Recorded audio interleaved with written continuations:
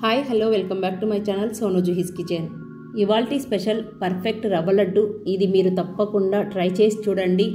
1 week అయినా చాలా సాఫ్ట్గా ఇప్పుడే ఫ్రెష్గా చేసినట్లు ఉంటాయి.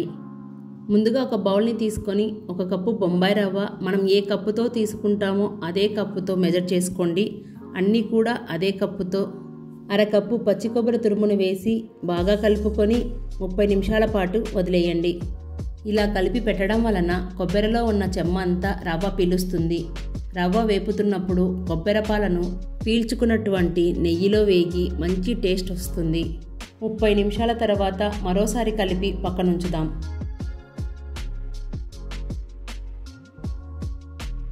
ఇప్పుడు స్టవ్ మీద కడాయిని పెట్టుకొని 1/2 కప్పు నెయ్యిని వేసి నెయ్యి వేడయ్యాక జీడిపప్పు పలుకులు దోరగా వేగేంత వరకు వేయించుకోవాలి.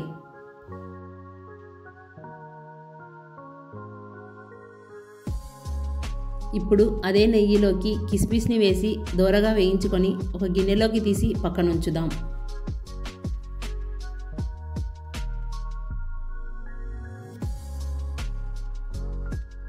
ఇప్పుడు అరగంట నానబెట్టి పెట్టుకున్న రవ్వను వేసి ఫ్లేమ్ని లో ఫ్లేమ్లో పెట్టుకొని మంచి సువాసన వచ్చేంత వరకు వేయించుకోవాలి. రవ్వ వేగడానికి కనీసం 12 నుంచి 15 నిమిషాలు పడుతుందండి. రవ్వ లడ్డులోని రుచి అంతా ఈ రవ్వ వేగడంలోనే ఉంది. రవ్వ ఎంత బాగా వేగుతుందో అంత రుచి వస్తుందండి. చూడండి ఇప్పుడు రవ్వ ఎంత ఎర్రగా వేగిపోయిందో. ఇప్పుడు ఈ రవ్వను ఒక గిన్నెలోకి తీసి పక్కనుంచుదాం. ఇప్పుడు అదే కడాయిలోకి ఏ కప్పుతో అయితే రవ్వ తీసుకున్నామో అదే కప్పుతో 3/4 కప్పు పంచదారను వేసుకొని 1/2 కప్పు నీళ్ళను పోసి, స్వీట్ ఎక్కువ తినేవారైతే ఇంకో 2 టేబుల్ స్పూన్ పంచదారను వేసుకుంటే సరిపోతుంది.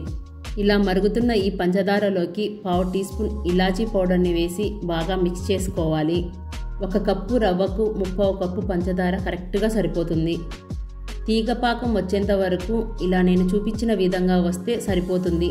మరీ ఎక్కువసేపు పాకం అనేది ఉడికించారనుకోండి లడ్డు అనేది గట్టిగా వస్తుంది. ఇప్పుడు స్టవ్ ఆఫ్ చేసి ఈ చక్కెర పాకంలోకి వేయించుకున్న రవ్వ అలాగే జీడిపప్పు కిస్మిస్లను వేసి గోరువెచ్చగా అయ్యేంత వరకు చల్లారనివ్వాలి. ఈ రవ్వ లడ్డు 1 వీక్ తర్వాత కూడా చాలా జ్యూసీగా ఉంటాయి. తింటున్న కొద్దీ ఇంకా తినాలనిపిస్తుంది.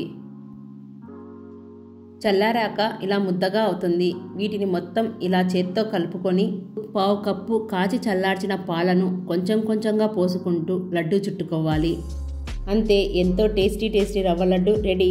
ఫ్రెండ్స్, మీకు ఈ రెసిపీ నచ్చినట్లయితే ఒక లైక్ చేసి మీ ఫ్రెండ్స్ రిలేటివ్స్కి షేర్ చేయండి. అలాగే ట్రై చేసి మీకు ఎలా కుదిరిందో మీ ఫీడ్బ్యాక్ని కింద కామెంట్లో షేర్ చేయండి. మరిన్ని రెసిపీస్ కోసం సోను జుహీస్ కిచెన్ని సబ్స్క్రైబ్ చేసుకోండి. Thank you for watching.